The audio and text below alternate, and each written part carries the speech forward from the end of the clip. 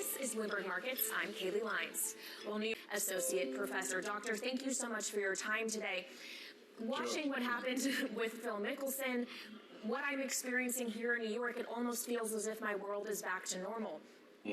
But there are still threats out there, right? There is the B.1.617 variant, for example. Should we be concerned about that here in the U.S.? Look, we've made great gains in the United States. It's taken a while, but now we've reached, good levels of coverage with vaccination in the general population. And we're now expanding, obviously, to younger people as well. We're starting to see reductions in cases, and those reductions are hopefully going to continue. We're going to also be seeing reductions in mortality and reductions in severe disease and hospitalizations, and that's really fantastic. But this is a pandemic, which by definition means it's a global phenomenon, and no country will emerge from this on its own. We all need all of the world to come out of this pandemic before we're all entirely through. And so as we see variants emerging in different places, it's really important that we make sure that there's vaccine coverage in those countries so that we can suppress the emergence of new variants and protect ourselves domestically also from their emergence. The best way to do that is to improve vaccine coverage. So let's tackle the vaccine coverage part of that first. If I am fully vaccinated, do I need to fear this variant or others? No, you don't need to fear. I mean, the best thing to do is to be vaccinated and to receive 2 doses. If it's a 2-dose regimen that you've received, and then you're protected.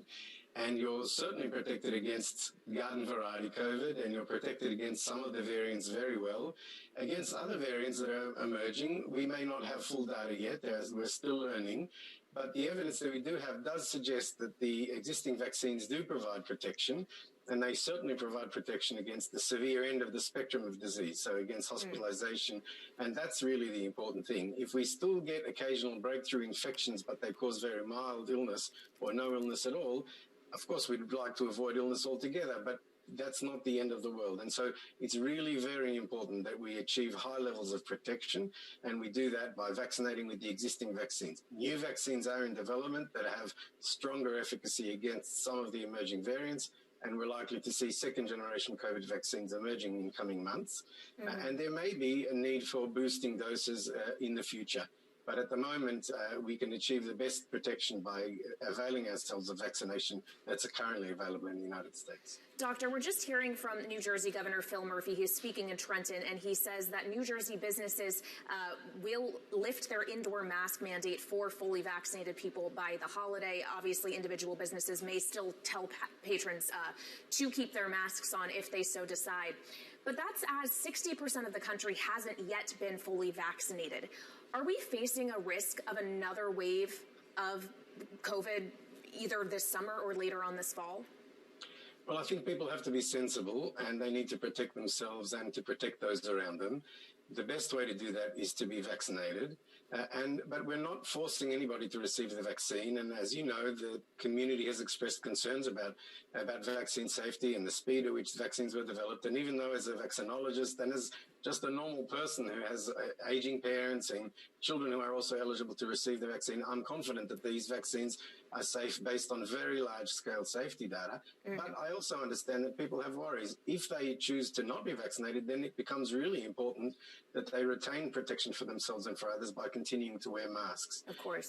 What we've learned over the last few weeks really only is the emergence of good data to show that vaccination protects against asymptomatic infection also. And it's really in light of those new data that we've been able to be more lax with regards to masking and to say, you know what, we can return to normal more quickly. But people who don't get vaccinated need to wear masks, and also people who, for one reason or another, may have weakened immunity. Immune systems that may not be fully protected from vaccination. Doctor, of course, what we're experiencing here in the U.S. and in many parts of the West is far different than the situation in places like India. What could the ripple effects of that crisis be if India cannot, get cases there contained? Could we end up feeling that later? Well, again, this is a global phenomenon, and we all need to look after one another. Obviously, every government has its primary obligations to its constituents, and that's understandable. And India is one of the world's largest producer of vaccines in general, and is a major producer also of COVID vaccines for COVAX. That's the global facility for vaccine availability. But the Indian government is turning its attention domestically, as it should, given the massive surge in cases. we're seeing that surge in part because of the large and dense population that exists in India, and in part because of the difficulty and magnitude of the vaccine campaign, and in part possibly because of some of these variants.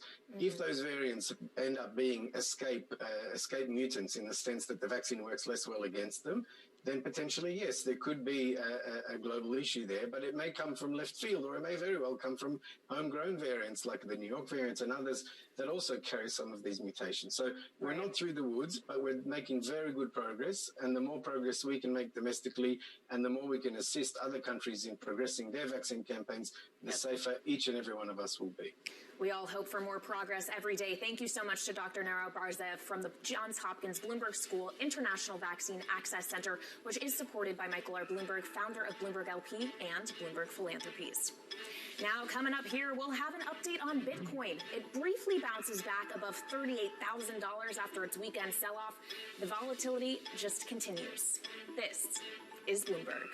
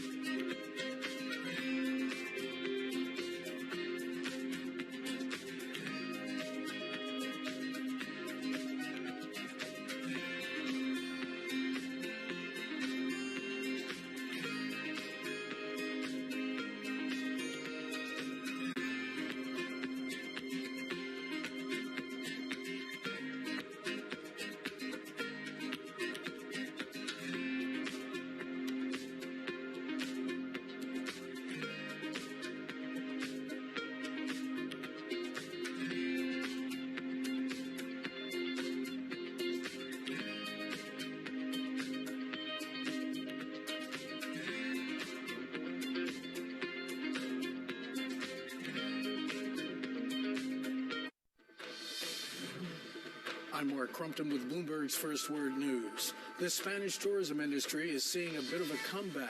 Spanish Secretary for Tourism Fernando Valdez tells Bloomberg that by the end of this year, his country is expecting to see a solid chunk of its revenue coming from tourism. To close our year, at least with 50% of the figures of the numbers of our revenue coming from tourism. That is not an optimistic view. We expect just to be the least of our recuperation. Secretary Valdez says he expects the Green Certificate Program, the European Union's digital healthcare system, to be in place by July 1st, but he says Spain will be ready for it by June 7th. 3 times this year, major pieces of U.S. infrastructure have failed. First, the Texas power grid, then the East Coast's main gasoline pipeline. Then after that, a freeway bridge over the Mississippi River. The crises disrupted businesses and lives, cost billions, and left more than 150 people dead. But President Biden's $1.7 trillion infrastructure package would not necessarily have prevented any of that. Experts say these incidents highlight a flaw in the way the U.S. thinks about and pays for infrastructure. They say the country focuses more on building new things rather than maintaining what it has. Anti-Trump House Republican Liz Cheney is seeing some support following an ousting from her leadership position. Cheney and fellow GOP lawmaker Adam Kinzinger are raking in campaign cash after taking on former President Trump for his alleged role in the January riot at the U.S. Capitol building. Hundreds of D.C. lobbyists, lawyers, and others have donated to Cheney, according to FEC records analyzed by Bloomberg government. Global news 24 hours a day, on air and on Bloomberg Quick Take, powered by more than 2,700 journalists and analysts in over 120 countries. I'm Mark Crumpton. This is Bloomberg.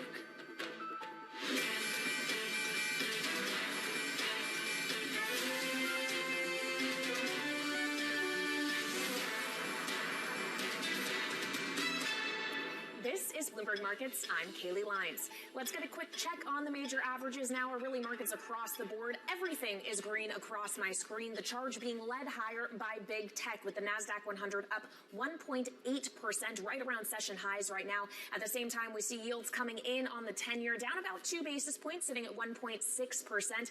And crude charging ahead, WTI higher for a second day, right now up 3.7%. We're approaching $66 a barrel once again. And then, of course, the volatility for Bitcoin continued over the weekend. We fell as low as $33,000 yesterday. Today, we're back up above $37,000. But I would just remind our audience that even if we are rebounding today, Bitcoin is still down more than 30% from its record high reached just last month. And that leads me to something that caught my eye today. It's comments from Ray Dalio, founder of Bridgewater Associates. He was speaking earlier today at CoinDesk's Consensus 2021 conference. And listen to what he had to say about Bitcoin. I think Bitcoin's greatest risk is its success. The more we create savings in it, the more you might say, I'd rather have Bitcoin than the bond. Personally, I'd rather have Bitcoin than a bond. And then the more that happens, then it goes into Bitcoin and it doesn't go into credit, and then they lose control of it. So, yeah, that's a risk. So Bitcoin 1, bonds 0, at least at this point. My question is more about Bitcoin to gold, because many have been trying to make the case that Bitcoin can act as an inflation hedge and that it might do a better job of that than gold can. But when you look at the volatility on Bitcoin versus gold, that argument looks a little unsteady to me. All right, it's time now for the stock of the hour. And Virgin Galactic had its first successful test flight in 2 years this weekend. Earlier today, the space exploration company's CEO told us about the plan to ramp up and match the demand for flights. The first thing we're needing to do, obviously, finish this test flight program and then move into commercial service. And we believe this is going to be a supply-constrained business for quite some time. The demand of this is going to be well out in front of our ability to build and scale the fleet up for a while. Let's get more on the price action now. Dave Wilson is here. Dave, what's going on? Well, I mean, you've really seen Virgin Galactic, shall we say, take off in response to that successful test flight over the weekend. You know, and it's not just about getting the program done, though. Clearly, it's a step in that direction. It's about what unfolds from there. I mean, the plan is to get Virgin Galactic's billionaire founder, Richard Branson, into space in the next few months. And on top of that, to be able to start signing up passengers who would pay for their seats. I mean, they were able to generate some revenue from the test flight, that that's really not what the business is. It's all about space tourism. So, the idea that they can move in that direction, well, it's something they really need to do. And you look at the costs, you look at how much they've lost, something like $600 million in the last 3 fiscal years, and then you figure in what analysts are anticipating for this year and next, and you're looking at more like $1.1 billion. And the shares certainly have seen a bit of volatility. People anticipating that they were going to get this test flight off, and then it was postponed, and now it's finally happened. So it's a matter of how the business unfolds from here. And yeah, we're talking about a business in the end, not just the latest and greatest in space. Right. Well, Dave, that brings me to a question I have, in that we love space here on Bloomberg Television. We're constantly watching SpaceX launches, Blue Origin launches, and I feel like those happen pretty frequently. But this was Virgin Galactic's first flight in over 2 years. So how does it compare here? Yeah, I mean, clearly, from all those flights that you're seeing, others have had more success. Blue Origin may be more on the lines of Virgin Galactic in terms of the number of flights, but SpaceX, Elon Musk's company, is in a league of its own when it comes to actually getting rockets up in the air. Of course, they're working with NASA as well, so you can see the numbers. I mean, you're looking at 31 launches this year. I mean, it really does kind of make Virgin Galactic pale by comparison, but obviously that's a very different business, handling flights for NASA as opposed to just being able to have tourists on your planes, so to speak. Yeah, not sure if I'm going to be quick to sign up for a flight to space when it becomes available, but to each their own. Thank you so much, Bloomberg's Dave Wilson. And coming up, hiking the minimum wage. We're going to speak to Andre Cherney, CEO of fintech company Aspiration, to see whether the new wage policies of banks will be in the spotlight during this week's Capitol Hill hearings. That's next. This is Bloomberg.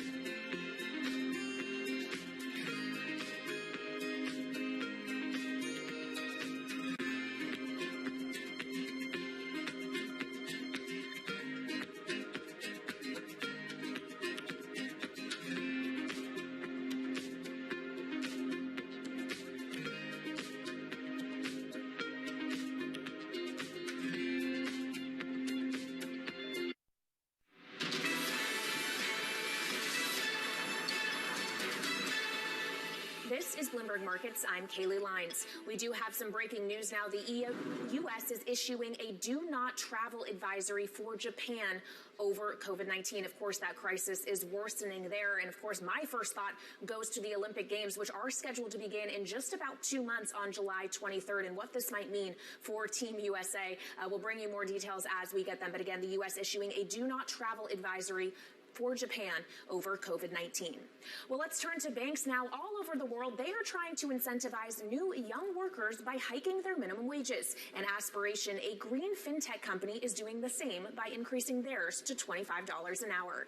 Joining us now for an exclusive interview is Aspiration CEO Andre Cherney. Also with us is Bloomberg's Shanali Bosick.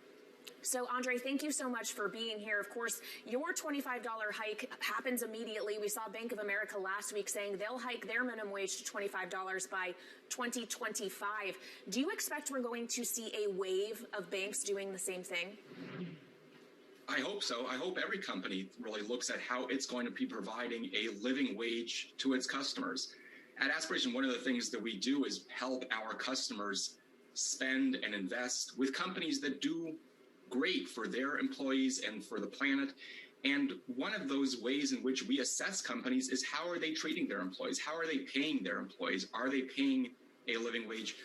What we know and what we've seen is that those companies that do right by their team members, that do right by their workforce, are the ones that actually end up doing better financially. And so it's, at the end of the day, just in the self-interest of companies to make sure that they have a workforce that is as high quality, as incented, and as excited to be moving forward as they possibly can. Andre, you know, we see all the banks heading to Washington in a virtual hearing later this week. We've seen wages come up the last time around. But if you look at the banking system as it exists today, wages, fossil fuel work, I mean, what is it that they are falling short on as an industry that you think lawmakers should be paying attention to? How much time do we have on this segment? Look, there's a lot. We talked about wages. At Aspiration, our customers come to us first and foremost because we ensure that their deposits are fossil fuel free, firearm free, and so on, as opposed to what those deposits are doing at any of the top banks. The largest banks out there have spent over $3 trillion in the use of their own customers' deposits to lend to oil and gas pipelines just in the past few years. They're fundamentally fueling the climate crisis that we're facing as a civilization. And so whether it comes from how they're treating their employees, how they're treating the planet, how they're treating their customers with unfair fees and everything else that they're doing in terms of the unconscionable treatment that we often see, it's why companies like Aspiration have been growing so fast, because we're facing an industry that just has not kept pace with what people demand when it comes to sustainability, fairness, and justice. So it's interesting. All of this comes also as our sources say that you are planning for an IPO. You've already got some very interesting investors, Leonardo DiCaprio, Orlando Bloom. What do they see in you in the future of banking that would help you really make it in public markets? Well, first and foremost, what they see is a company like Aspiration that's been really creating this category of what we call sustainability as a service. We are bringing both to our individual customers as well as the businesses that we're serving and working with ways in which they can integrate ESG impact that are easy, actionable, and yet still fundamentally powerful and meaningful. We're in the midst of what is going to be the fastest, largest change in human behavior that we've ever seen in human history, as we, as individuals and as a country and as a world, have to grapple with how we make the move to sustainability. And what Aspiration has been doing has been really empowering people and businesses to bring sustainable action into the forefront of their daily lives in ways that are automated. And that's why we're seeing the kind of growth that we've seen over the past year and past years. Well, of course, Andre, the pandemic has put a renewed focus on ESG, it seems. Everything from climate to social, all of the above, investors have been paying close attention to and really holding companies to account on those metrics. Do you expect that to last? Is the shift permanent? Yeah, I don't think it's going back. You know, I 25 years ago was working for Vice President Al Gore in the White House, trying to get people to pay attention to the challenge that we were calling back then global warming. And we didn't get people to pay attention in time. And as the saying goes, change happens slowly and then all at once. And we are in one of those all at once moments. The numbers are incredible. I mean, now 62% of Americans say they see climate change as not just a threat, but a major threat to the country. The percentage of Americans not just concerned, but alarmed about climate change has tripled over the past couple of years. And so there's no going back. There is not going to be a year in the foreseeable future in which individuals are going to want to do less when it comes to sustainable action. Businesses are going to need to spend less in order to meet the demands that they're seeing from their employees and their customers in terms of what they're doing to help make the planet more sustainable and our culture more fair. What evidence do you have so far from your consumers, right? You have a lot of options for them, carbon offsetting, as well as, you know, up to planting a tree every time they do a roundup. So what data can you give us to show us that consumers really care about this? Well, first of all, we've doubled our number of customers, or as we call them, our aspiration members, over the past year to now over 4 million members who've signed up. We launched Plant Your Change, which you mentioned, which allows our customers to plant a tree with every purchase they make by rounding up to the nearest dollar. We launched that last April, as you mentioned, right in the midst of the pandemic, or just as it was getting started. Not sure what to expect. Our customers, all told now, across everything we're doing, have planted over 10 million trees in just about a year.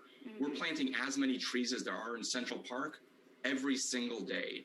And that just speaks to this giant demand that people have for how they can really meet the challenge of the climate crisis in their personal lives and how they can integrate that kind of action. And so we're seeing that in customers coming to Aspiration, wanting to do more with Aspiration, wanting to make us the center of their financial life, and in the many businesses that are partnering with us on that same front as well. All right. Thank you so much to Aspiration CEO Andre Cherney for that exclusive interview, and to Bloomberg's Sonali Basak as well. Well, coming up, we're going to go live to the New York Stock Exchange to speak with the Poly CEO, Dave Scholl, on the 60th anniversary of the founding of the company, formerly known as Plantronics. This is Bloomberg.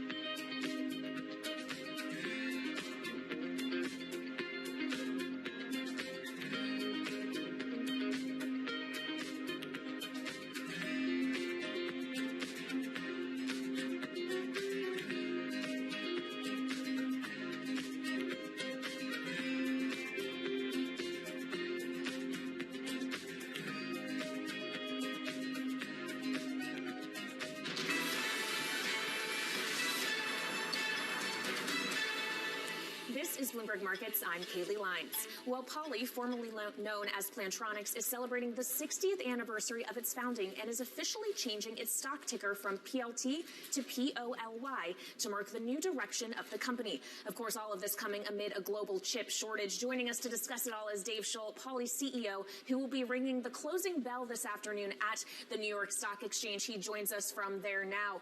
What is the significance of this shift, Dave?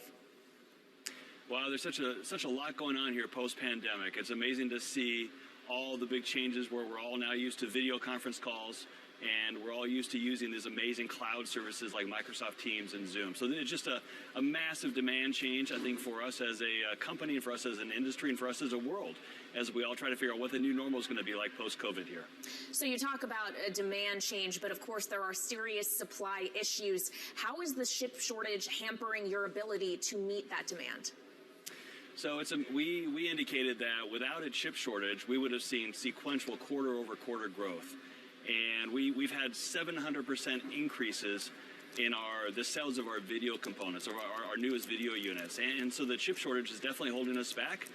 We put in place a new supply chain team that I think is doing everything we can to go down multiple levels with our suppliers, and they're doing a great job of that.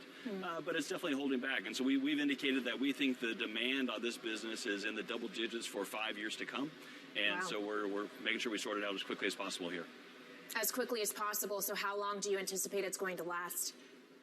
I think it's going to be months, not years. I mean, there's a lot of talk in the press about people standing up additional fabs and so on early next year. But we're seeing some positive signs even now in terms of our ability to work a little bit more collaboratively, a couple layers down with the supply chain, and they're responding very, very well to that sort of collaboration. And so we're optimistic here. Well, and of course, the Biden administration is looking at it. The Commerce Secretary has held multiple summits now with industry leaders about the shortage specifically. Is there anything the government can do to help businesses like yours? I think long-term, some of the steps that they're taking to make sure that we have American-sourced chips and sort of multiple sources of these chips in various countries around the world, I think is very, very healthy from an ecosystem point of view. So we're very supportive of that. I've talked to a few members of Congress as well and made the same point. I think the broader the ecosystem, the healthier for all of us to make sure that there's a healthy supply going forward here. All right, so let's go back to demand and your products specifically. Yeah. As the world emerges from the pandemic, you and I were just discussing in the commercial break how New York seems like it's coming back to life. Yeah. How do you expect demand for your products to change? Well, so I'm so thrilled to be back in New York. It's been 14 months since I've been here. It's wonderful to see people coming back, vaccinated in the streets and everything else. Well, we're seeing, 100% of the Fortune 500 use our products. And so we're talking to all of them at the CIO level, and they're saying, you know what? The biggest change that we're seeing is it's all going to be about video. Every single meeting going forward is going to have video, and they fully expect that at least one person in that video meeting is also going to be remote. And so it's really important to make sure that you have high-quality gear, but that you have a complete infrastructure that gives you quality, because that person who is remote doesn't want to feel like a second-class citizen, right? They don't want to miss out on the critical parts of the conversation. And so we're really all about equality and making sure that we can enable our Fortune 500 Global 2000 clients to have quality in the room, whether you're in the room or out of the room. That takes a lot of software, that takes a lot of intelligence in the video gear, and that's our focus. So that's the kind of equipment companies are going to need. What are they going to stop needing? So we're seeing a big shift away from standard PBX phones. And so all of our new phones, believe it or not, we sold our 30 millionth IP phone here a few weeks ago. And so all of those phones now are customized so that they can work with cloud systems like Zoom phones or with Teams or with Ring Central. And so people don't want to use the standard PBX phone. They want to have something that's tied to a cloud collaboration platform. We talked about input costs on, the chip side of things. What about labor costs? Are you having any issues with hiring or feeling like you might need to raise wages in order to attract talent? I think we are fully embracing sort of our brand promise, and so we've surveyed all of our employees to understand their view of remote working, hybrid working, and we're seeing 35 to 40% that both have the job capacity and also the strong interest to work on a hybrid basis, which means no more than 3 days a week into the office. And so we're embracing that, and I think that's going to be a key way that we retain the top talent is to give them that flexibility, right? I think there's challenges, right? The kids and the dogs, there's challenges of working from home, but there's also some real benefits in terms of having the space to kind of step back and think a little bit more clearly about big strategic and innovation issues. But aside from allowing more flexibility in the home office balance, you don't anticipate that you will need to pay people more? Not yet. We're watching the inflation concerns, as is everyone else, but we're not seeing that yet. We're seeing, we pay a good market rate already, and so we're monitoring that. But at this point, the flexibility is actually worth a lot more, especially to the employees who are technical and have that capability to be flexible from home and from in the office. All right, Dave Scholl of Poly, thank you so much for joining us today from the NICE. We'll check out